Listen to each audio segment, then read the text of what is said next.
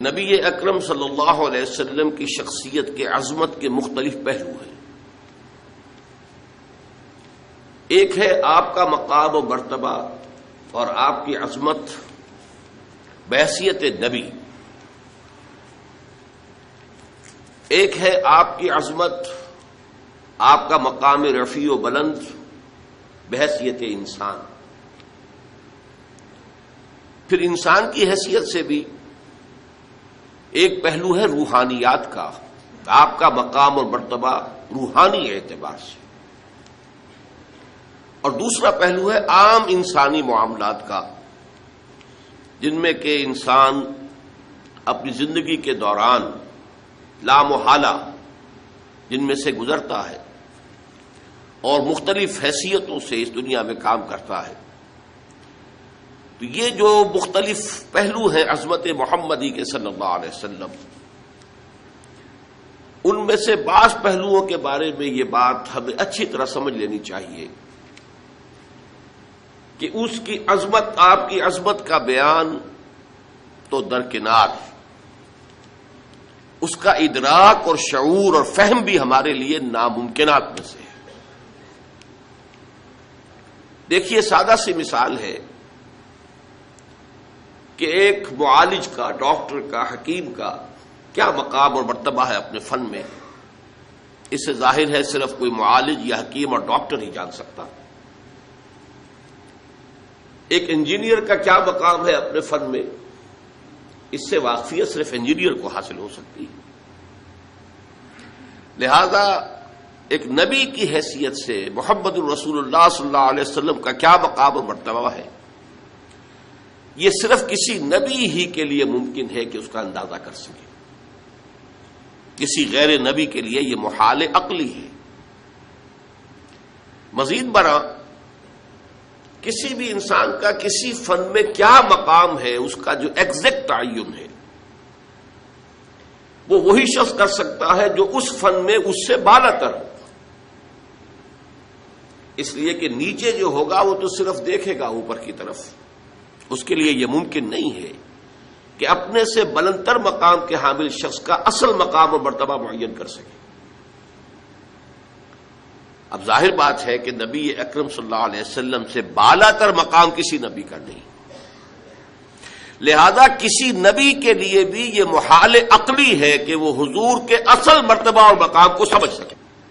کجا یہ کہ عام انسان غیر نبی، اس کے لیے تو جیسا کہ میں نے عرض کیا یہ محالات عقلیہ میں سے۔ اسی طرح روحانی اعتبار سے حضور کا کیا مقام ہے، ظاہر بات ہے کہ ہم جیسے لوگوں کے لیے اس کا ادراک و شعور ممکن نہیں۔ میں سمجھتا ہوں کہ بڑے سے بڑے صوفی اور بڑے سے بڑے ولی اللہ کے لیے بھی ممکن نہیں ہے کہ حضور کے روحانی مقام کا پورا ادراک کر سکے۔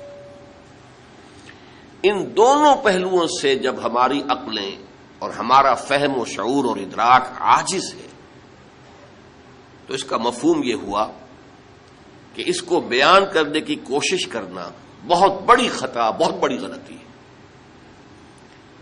یہ بڑی خطا اس اعتبار سے نوٹ کیجیے، سادہ سی مثال سے بات سمجھ میں آ جائے گی۔ ایک لطیفہ ہے،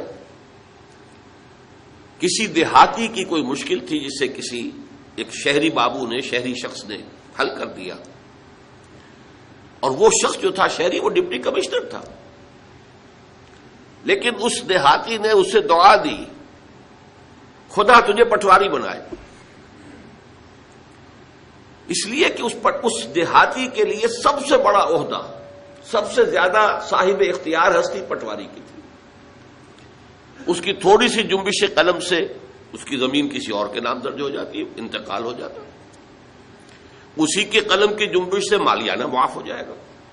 سارے اختیارات اس دیہاتی کے جو ہیں، اس کاشتکار کے جو ہیں، وہ تو اس کے ہاتھ میں ہیں۔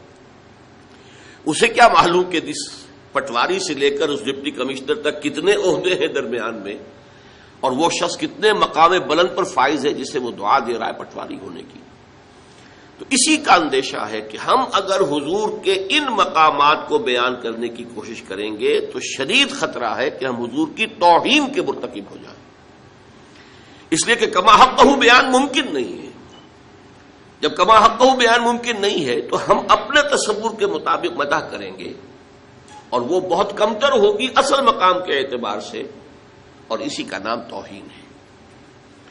یہی وجہ ہے، دیکھیے شیخ سعدی رحمۃ اللہ علیہ نے نہایت سادگی کے ساتھ میری ساری گفتگو کو سمو دیا اپنے 2 اشعار میں، یا صاحب الجمال و یا سید البشر من وجهك المنیر لقد نور القمر لا يمكن الثناء كما كان حقه بعد از خدا بزرگ توئی، قصہ مختصر۔